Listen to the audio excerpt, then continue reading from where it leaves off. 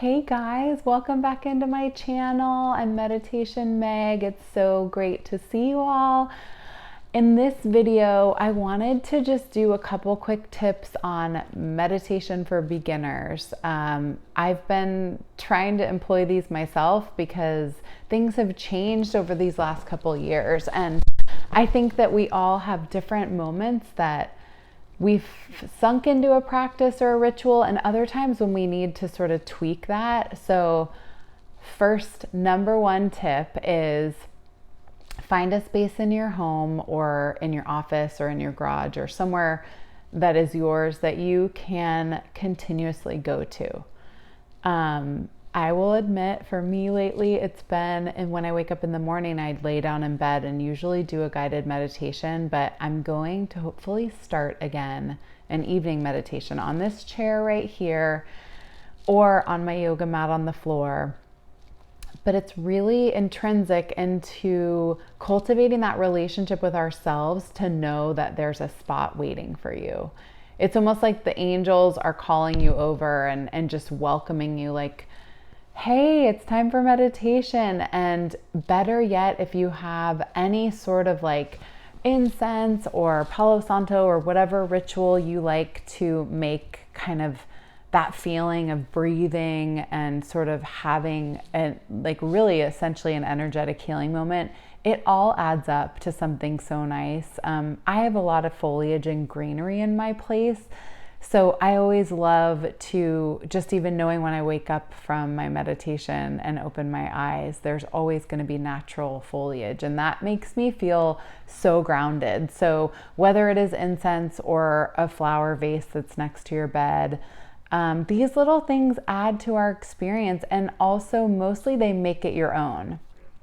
So after number one, which is find a space that's comfortable that you can return to, number two is start small.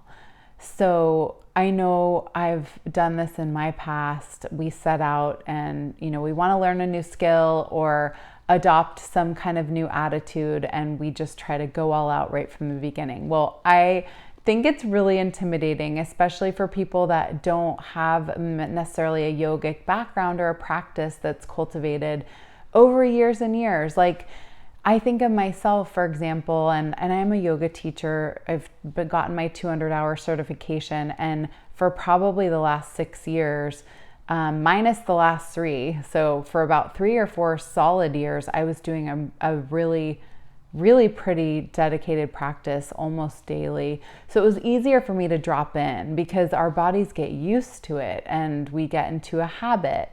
But those habits do take time. So I would recommend starting small. Maybe it's just 5 minutes at the beginning or the end of the day. Maybe it's after you drop your kids, it's, at camp and you have 5 minutes, or when you're going to bed at night and you know that you can dedicate a couple minutes before you actually turn out the lights. Start small. It's a lot easier. And I think it also is, makes it more palatable that, like, if you're really feeling it and even after a week you notice, like, wow, I really loved that 5 minutes or that 10 minutes, then you can build on it. But just make it easy on yourself to start the practice. It's so much easier, and then you find value in expanding from there, at least I think. Number 3, don't judge yourself. There's no right or wrong way to meditate.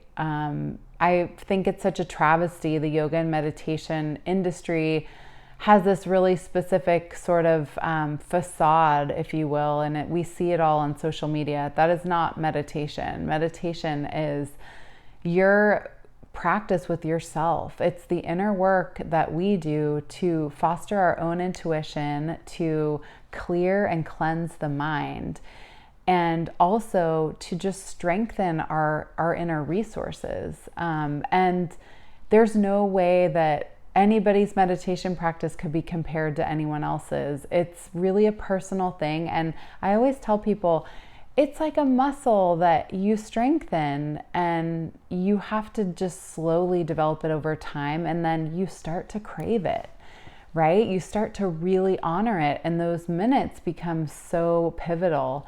I know for me, I travel quite a bit for work as a creative director. And when I am on set with a client and know that for anyone that's ever been on a shoot, it's kind of like a loud party at times, and it's a lot. There's so much energy and there's so many characters and there's so many outfits and there's just a lot going on. And for me, I wake up early, specifically on the days that I know I'm going to be on set, so that I have like a good 10 to 15 minutes, and I really look forward to it.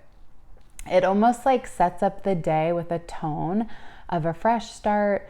You can look across the horizon and know that the opportunities for the day could be so much. And we set the tone and we make that choice. And just like happiness, right? We all have the opportunity. So I really, really encourage that and know that it's something that is so relevant.